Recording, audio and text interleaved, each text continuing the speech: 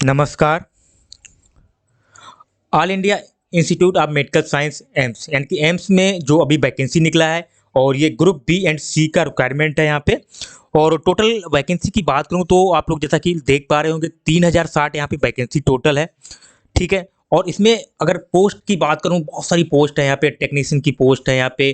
ठीक है, तो मैं डिटेल में आपको बताने वाला हूँ, तो आप वीडियो लास्ट तक बिल्कुल देखिएगा। ठीक है, सबसे पहले मैं आपको ये इन्फॉर्मेशन या इस वीडियो के माध्यम से देने वाला हूँ कि आप अप्लाई करेंगे तो अप्लाई करने से पहले आपको ये जान लेना है कि क्वालिफिकेशन क्या है। आप यहाँ पे देखेंगे शॉर्ट नोटिफिकेशन। ठीक है, शॉर्ट डिटेल यहाँ पे आया हुआ है, लेकिन मैंने कंप्लीट डिटेल यहाँ पे डाउनलोड कर लिया है। मैं डिटेल में आपको बताने वाला हूँ कि क्या क्वालिफिकेशन आपका होना चाहिए, कितना एक्सपीरियंस होना चाहिए, कौन सा पोस्ट है, किस पोस्ट पे कितना एज है, कितना एज है, मतलब कितना एज वाला अप्लाई कर सकता है। ये टोटल डिटेल इस वीडियो के माध्यम से आपको मिलने वाली है। तो सबसे पहले बेसिक समझते हैं जो आपको जानना बहुत जरूरी है। देखिए, छोटा सा डिटेल मैं आपको यहाँ पे बता देता हूँ। जैसे कि आप लोग देख पा रहे होंगे कि अब आपको फी यहाँ पे जमा करना है 3000 2400। यहाँ पे आप देख पा रहे हो 3000 रुपये जनरल ओबीसी का, SC ST का 2400।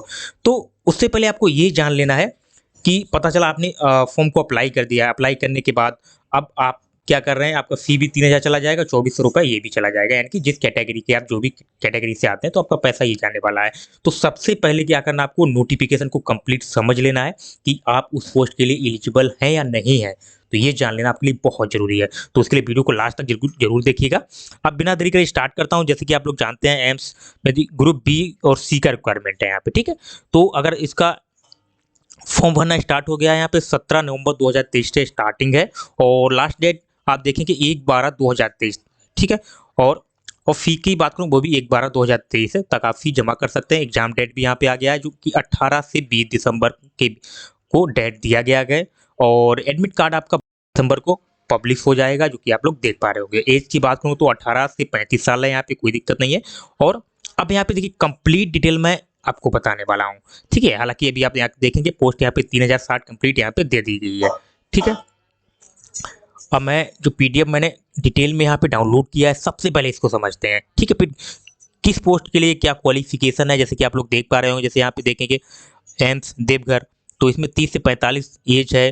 ठीक है, और क्या क्या यहाँ पे क्वालिफिकेशन है वो डिटेल में बताया गया है। तो सबसे पहले बात कर लेता हूँ कि कितना पोस्ट अवेलेबल है। ठीक है, वैकेंट है यहाँ पे देखेंगे। तो सबसे पहले यहाँ पोस्ट की बात करूँ तो असिस्टेंट एडमिनिस्ट्रेटिव ऑफिसर की बात करूँ यहाँ पे, तो आप लोग जैसा कि देख पा रहे होंगे ऑफिसर की बात यहाँ पे देखिए अलग अलग दिया गया है, जितने भी एम्स कॉलेज हैं। ठीक है, अलग अलग यहाँ पे दिया गया है, कैटेगरीज वाइज दिया गया है। UR की बात करूँ तो 2 सीट यहाँ पे वैकेंट है बठिंडा में। एम्स बठिंडा की बात करूँ 2 सीट वैकेंट है, दोनों जनरल का है। ठीक है, टोटल 2 सीट है यहाँ पे। ठीक है, इसका लिंक मैं डिस्क्रिप्शन में दे दूंगा, वहाँ से आप PDF को डाउनलोड कर लीजिएगा। अभी मैं, क्योंकि वीडियो बहुत लंबा हो जाएगा, जो आपके लिए इंपॉर्टेंट है मैं वही आपको बताने वाला हूँ। ठीक है, इसी तरीके से असिस्टेंट डायटिशियन का यहाँ पे पोस्ट है, असिस्टेंट इंजीनियर का यहाँ पे पोस्ट है, असिस्टेंट इंजीनियर, हाँ सिविल का पोस्ट हो गया ये। ठीक है, उसके बाद असिस्टेंट इंजीनियर इलेक्ट्रिकल का यहाँ पे पोस्ट हो गया। उसके बाद यहाँ पे आप देख पा रहे होंगे असिस्टेंट लॉन्ड्री सुपरवाइजर का भी है, लॉन्ड्री सुपरवाइजर का भी है, जो कि मेडिकल कॉलेज में होता है। ठीक है, उसके बाद assistant store office officer oblique assistant store officer, यानी कि दोनों का यहाँ पे पोस्ट है। उसके बाद यहाँ पे बात करें नंबर 8 में आइडियोलॉजिस्ट हो गया, स्पीच थेरेपिस्ट हो गया, जूनियर आइडियोलॉजिस्ट हो गया, स्पीच थेरेपिस्ट यानी कि ENT में जो की होता है। ठीक है, यहाँ पे इनका भी पोस्ट दिया गया है। ठीक है, उसके बाद यहाँ पे देखेंगे पैथोलॉजिस्ट, स्पीच पैथोलॉजिस्ट यहाँ पे दिया गया है, बायोमेडिकल इंजीनियर की पोस्ट है यहाँ पे, कैशियर की पोस्ट है यहाँ पे। ठीक है, चीफ कैशियर की पोस्ट है। इसके अलावा भी पोस्ट हैं जो कि मैं आपको बताने वाला हूँ। ठीक है, जिसमें क्लर्क का पोस्ट हो जाएगा, अटेंडेंट का पोस्ट हो जाएगा। टोटल डिटेल मैं आपको इस वीडियो के माध्यम से बताने वाला हूँ, जैसे कि आप जो देख पा रहे होंगे। ठीक है, तो आप सबसे पहले देखिए डिटेल में समझते हैं। 99 तक है यहाँ पे, आप देखेंगे योगा इंस्ट्रक्टर तक यहाँ पे दिया गया है। ठीक है, उसका तक पोस्ट है, वायरमैन का पोस्ट है। ठीक है, वार्डन का है। तो आप देखते हैं टेक्नीशियन रेडियोथेरेपी आप देखेंगे, रेडियोलॉजी का भी है यहाँ पे टेक्नीशियन का। तो पहले पहले समझते हैं बेसिक, स्टार्टिंग से चलता हूँ। OT वगैरह सब टोटल पोस्ट यहाँ पे दिया गया है, तो डिटेल में बताने वाला हूँ जिससे आपको कोई भी दिक्कत नहीं होगी। मैं एक बार ओपन कर लेता हूँ स्टार्टिंग से।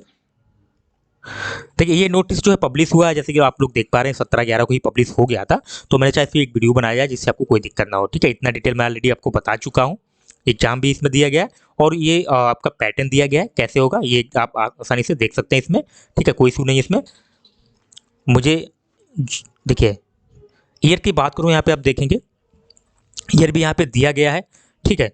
ये जो आपको रिलैक्सेशन यानी कि छूट जो दिया गया है वो यहाँ पे लिखा है। एस टी का 5 साल है, ओबीसी का 3 साल और पीडब्ल्यूडी का 10 साल है, ठीक है। ये टोटल दिया गया है, तो आप यहाँ से देख सकते हैं। उसके बाद जो इंपॉर्टेंट पॉइंट्स हैं उन पर मैं बात चर्चा करता हूँ। ये वेबसाइट दी गई है, बहुत जानना आपके लिए जरूरी है, ठीक है। ये वेबसाइट दी गई है, जैसे आप बठिंडा से अप्लाई करना चाहते हैं तो बठिंडा की यहाँ पे वेबसाइट दी गई, आप यहाँ पे क्लिक करेंगे, आप सीधा वेबसाइट पे चले जाएंगे। और ये भोपाल का दिया गया है, एम्स भोपाल, एम्स बीबी नगर। तो इस तरीके से आप समझ सकते हैं, मुझे नहीं लगता आपको कोई कंफ्यूजन होगा। जिसके लिए आप अप्लाई करना चाहें उसके लिए आप यहाँ लिंक दिया गया है, इस पर क्लिक करेंगे, आप ऑटोमेटिक वहाँ पे पहुँच जाएंगे। अब बात कर लेता हूँ यहाँ पे, यहाँ देखिए स्टार्ट होता सबसे नंबर 1 यहाँ पे स्टार्ट होता है। नेक्स्ट 2 की बात करूँ, ठीक है, इसमें डिटेल में बताया गया। ये असिस्टेंट एडमिनिस्ट्रेटिव ऑफिसर की यहाँ पे बात हो रही है। उनका पोस्ट की बात करूँ तो यहाँ पे आप देखेंगे बठिंडा में है, ठीक है। 21 से 30 साल यहाँ पे एज लिमिट है, ठीक है, लेवल 7 है।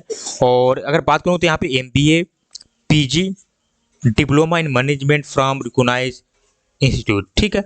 और knowledge of government rules and regulation का होना चाहिए, प्रोफिशिएंसी इन कंप्यूटर का होना चाहिए। ये इनका क्वालिफिकेशन है, ये क्वालिफिकेशन बाई डिटेल दिया गया है, तो आप लोग आसानी से देख सकते हैं, समझ सकते हैं, ठीक है, क्योंकि एक ही सेम पोस्ट है और आप लोग अच्छे से समझ सकते हैं। अब दूसरी पोस्ट पे आ जाते हैं यहाँ पे, नंबर 2 डायटीशियन की। तो डायटीशियन के लिए देखिए क्या क्या चाहिए। यहाँ पे देखेंगे एम्स बठिंडा में है वैकेंसी, यहाँ पे आप देखेंगे बठिंडा में, ठीक है। उसके बाद यहाँ देखिए जो रिलैक्सेबल है वो यहाँ पे दिया गया है, आप लोग देख सकते हैं। अब यहाँ पे बात करता हूँ सबसे पहले MSc food and nutrition from recognised university, जो कि ये आपके पास होना चाहिए। और 2 साल का एक्सपीरियंस भी आपके पास होना चाहिए इन लार्ज टीचिंग हॉस्पिटल में, ठीक है, बड़े से हॉस्पिटल में होना चाहिए, ऐसा नहीं छोटा मोटा को। तो बड़ा का यहाँ पे चाहिए, आपको ध्यान रखना है उससे अप्लाई करने से पहले। तो ये डिटेल मैं आपको बताने वाला हूँ, ठीक है, तो अच्छे से समझ रहे होंगे आप। अब यहाँ पे असिस्टेंट इंजीनियर की बात करूँ, देखिए असिस्टेंट इंजीनियर की बात हो रही है, ठीक है। अब यहाँ पे आप देखेंगे graduate in mechanical electronic engineer from recognised university with 5 year experience, repair and maintenance large scale air conditioning and refrigeration system in hospital environment. तो आपको देखिए ये आपका जो डिग्री है वो तो आपको चाहिए, साथ में विद 5 ईयर एक्सपीरियंस भी आपको इसमें चाहिए, लिखा हुआ है 5 ईयर। अब सेम कंडीशन सबके लिए यहाँ पे लिखा हुआ है। सारे जो एम्स हैं, एम्स बठिंडा हो गया, भोपाल हो गया, जोधपुर हो गया, पटना हो गया, ये टोटल सब दिए गए हैं, ठीक है। अब यहाँ पे सेम इसी में भी हो जाता है, आपको देख पाएंगे। आपको ग्रेजुएशन के साथ ग्रेजुएशन सिविल इंजीनियरिंग चाहिए, उसके 5 साल का आपको एक्सपीरियंस भी यहाँ पे चाहिए, ठीक है, क्लियर हुआ, 5 साल का एक्सपीरियंस भी। तो सेम कॉलेज सेम कंडीशन है, 35 एज भी यहाँ पे लिखा हुआ, आप लोग पढ़ सकते हैं, ठीक है। भोपाल हो गया, जोधपुर हो गया, टोटल दिया गया है। अब यहाँ पे नेक्स्ट पोस्ट है आपका असिस्टेंट इंजीनियर, इसकी बात करूँ इलेक्ट्रिकल यहाँ पे चाहिए, ठीक है। और एज की बात करूँ यहाँ पे 35 ईयर यहाँ पे आपको दिया गया है। बठिंडा की बात हो रही है, यहाँ पे ग्रेजुएशन इलेक्ट्रिकल इंजीनियर से चाहिए, ठीक है, रिकॉग्नाइज यूनिवर्सिटी से होना चाहिए, और विद 5 साल का एक्सपीरियंस यहाँ भी मांगा गया है, ठीक है। उसके बाद यहाँ पे सेम हो गया, कोई दिक्कत नहीं। असिस्टेंट लॉन्ड्री सुपरवाइजर यहाँ पे चाहिए, ठीक है।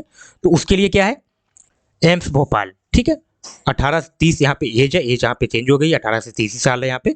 12th पास होना चाहिए या उसके बराबर कोई कोर्स होना चाहिए 12th के। Diploma certificate in dry cleaning का होना चाहिए या laundry technology from recognised institute होना चाहिए, यानी कि ये इसका डिग्री है, उसके साथ 3.2 ईयर एक्सपीरियंस होना चाहिए, ठीक है।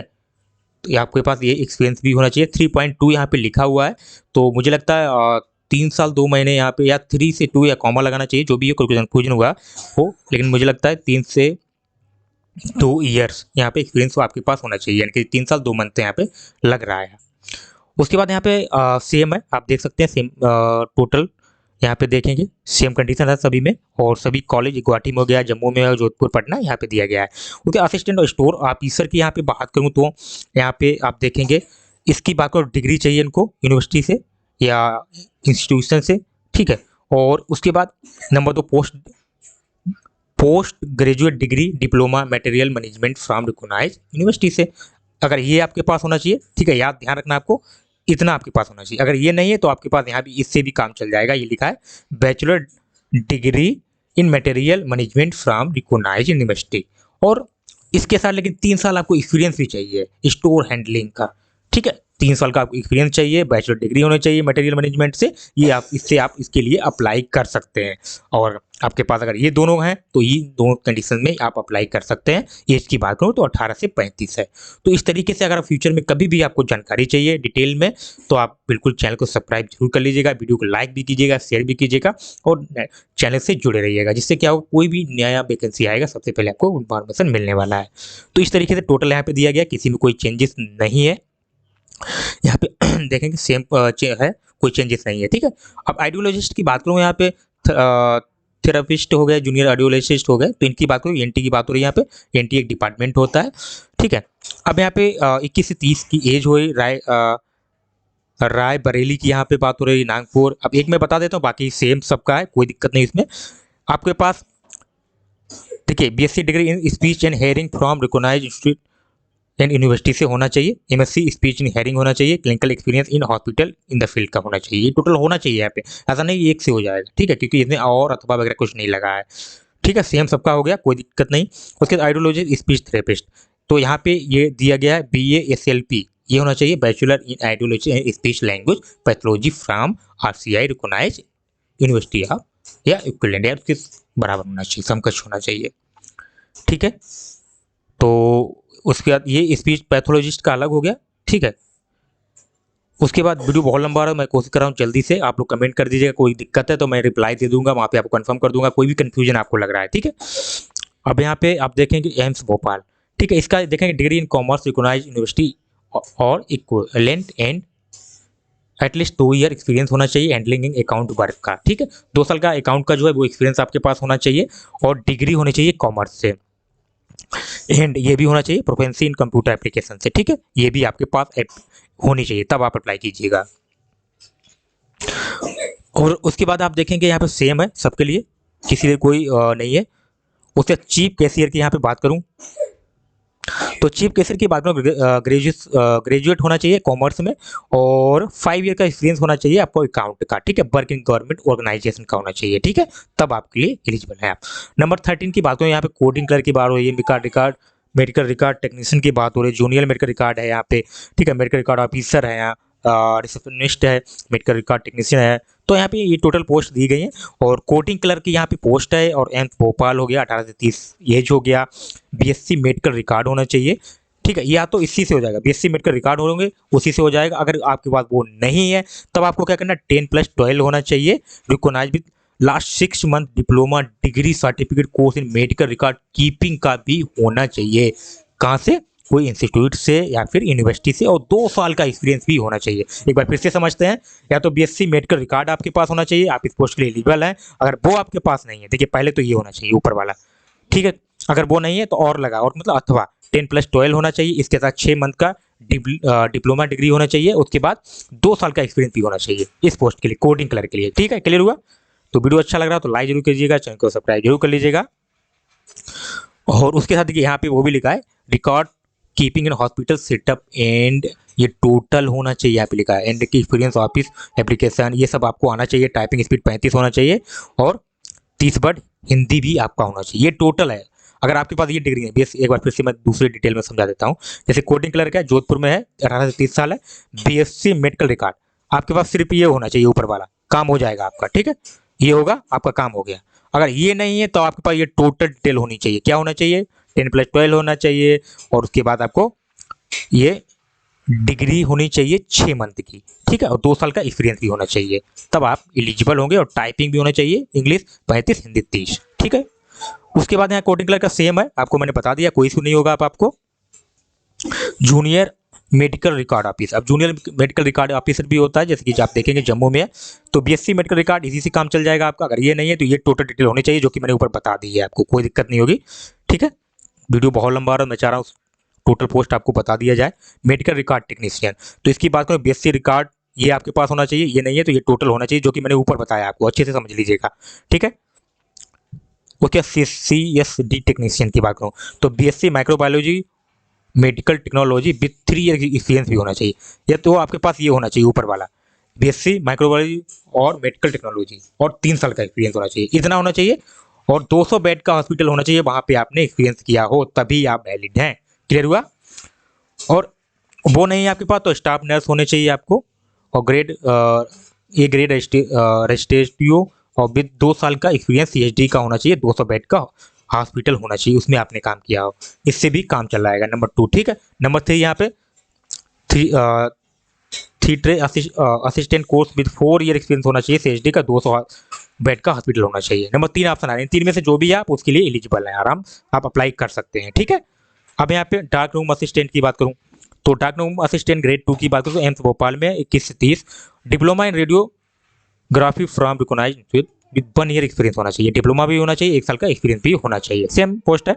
उसके डाटा एंट्री की बात हो रही है तो डाटा एंट्री की बात करूँ यहाँ पे 12th स्टैंडर्ड पास होना चाहिए या उसके समकक्ष होना चाहिए, इक्विवेलेंट मतलब उसके समकक्ष होना चाहिए। नंबर 2 शुड पास नॉट 8,000 की in depression per year Harvard data entry पर, ये आपको की वगैरह होना चाहिए डाटा एंट्री के लिए, वो लोग समझ लेंगे अच्छे से। उसके बाद यहाँ पे dental hygienist, technical officer, dental technician, ये सब पोस्ट यहाँ पे दिया गया है। मैकेनिक का भी है, ठीक है, डेंटल टेक्निकल मैकेनिक। तो यहाँ पे आप देखेंगे पोस्ट की बात करूँ तो 10+12 है, ठीक है, बेस साइंस रिकॉग्नाइज। उसके बाद डिप्लोमा होना चाहिए मिनिमम 2 साल ड्यूरेशन का, ठीक है। उसके बाद रजिस्टर्ड डेंटल हाइजीन, इस पर आपको रजिस्ट्रेशन भी होना चाहिए, काउंसलिंग पर डेंटल काउंसलिंग आप इंडिया पर रजिस्ट्रेशन भी होना चाहिए, और 4.5 साल का एक्सपीरियंस होना चाहिए इस फील्ड का। क्लियर हुआ? ये डिटेल है, आपको टोटल डिटेल आप समझ लीजिएगा, वीडियो बहुत लंबा हो जाएगा। डाइटिशियन की फिर बात करूँ यहाँ पे 18 नंबर पे, तो डाइटिशियन की बात करूँ, देखिए वीडियो बहुत लंबा हो रहा है मैं देख पा रहा हूँ, तो मुझे लगता है आप लोग कमेंट करेंगे तो मैं आपको बता दूंगा कि अच्छे से डिटेल में। देखिए क्योंकि अभी मैं सीधा आपको बता देता हूँ, डाइटिशियन की बात मैं यहाँ तक वीडियो बना चुका हूँ, मैं आगे बाद में बना देता हूँ। ये डिटेक्शन हॉल का डीएचए जिसे बोलते हैं उनका पोस्ट है, यहाँ पे ड्राइवर का भी पोस्ट है, इलेक्ट्रिशियन का भी है, यहाँ पे सब कुछ लिखा है, आप चाहे पोस्ट में देख लीजिए, आप लोग कमेंट कीजिएगा तो वीडियो मैं बना देता हूँ, ठीक है। उसके बाद आप यहाँ पे देखेंगे फायर टेक्नीशियन का भी है। उसके बाद यहाँ पे बात करूँ तो गैस पंप का भी है, मैकेनिक, हेल्थ एडुकेटर का है, ठीक है। उसके बाद हेल्थ हिंदी ऑफिसर का भी है। तो इस तरीके से बहुत सारी पोस्ट हैं यहाँ पे आप देख पा रहे होंगे, अटेंडेंट ग्रेड। उसके बाद यहाँ पे बात करूँ तो जूनियर अकाउंट ऑफिसर की भी है, ठीक है, जूनियर एडमिनिस्ट्रेटिव असिस्टेंट की, यहाँ पे लोअर डिवीजन क्लर्क की बात हो रही है, लोअर डिवीजन क्लर्क भी है यहाँ पे, ठीक है। तो इस तरीके से टोटल पोस्ट यहाँ पे दी गई, बहुत सारी पोस्ट है यहाँ पे, ठीक है। एडमिनिस्ट्रेटिव ऑफिसर की पोस्ट है, असिस्टेंट की भी है, ठीक है। उसके बाद टोटल डिटेल इसमें दी गई, जो मैंने नोटिस यहाँ पे दिया है इसमें टोटल डिटेल दी गई है, ठीक है। बहुत लंबा वीडियो हो रहा है तो आशा करता हूँ वीडियो बहुत अच्छा लग रहा हो, आप लोग चैनल को सब्सक्राइब कर लीजिएगा। मैं सेकंड वीडियो लाऊंगा इसको, क्योंकि इसमें डिटेल बहुत ज़्यादा है, तो अच्छे से मैं आपको डिटेल में बताने वाला हूँ। क्योंकि इसमें अगर पोस्ट की बात करूँ तो यहाँ पर टोटल आप देखेंगे पोस्ट, मैं एक बार बता देता हूँ आपको, मैं नेक्स्ट वीडियो बनाऊंगा उसमें क्लियर करूँ। यहाँ पे 100 पोस्ट यहाँ पे आपको देखने को मिलेंगे, 100 ऑपरेटर ईवीएम लिफ्ट, देख रहे हैं आप लोग, तो इसमें बहुत ज़्यादा है। योगा इंस्ट्रक्टर, वायरमैन, बार डन, तो ये ट्रांसपोर्ट हो गया, कोऑर्डिनेटर हो गया, टेक्नीशियन हो गया, ठीक है, ये बहुत सारी पोस्ट हैं। तो आप लोग चैनल को सब्सक्राइब कर लीजिएगा, मैं जल्द से नेक्स्ट वीडियो बनाऊंगा, लेकिन आप लोग कमेंट कीजिएगा तो मैं नेक्स्ट वीडियो बिल्कुल बनाऊंगा, जिससे आपको कोई दिक्कत ना हो, चाहे आप अप्लाई करें, चाहे आप अप्लाई करने से पहले समझ लें कि क्या हमको इस पोस्ट के लिए एलिजिबल है कि नहीं है, आप लोग कमेंट कीजिएगा तो मैं वीडियो बनाऊंगा, ठीक है। मिलते हैं नेक्स्ट वीडियो में, तब तक के लिए जय हिंद।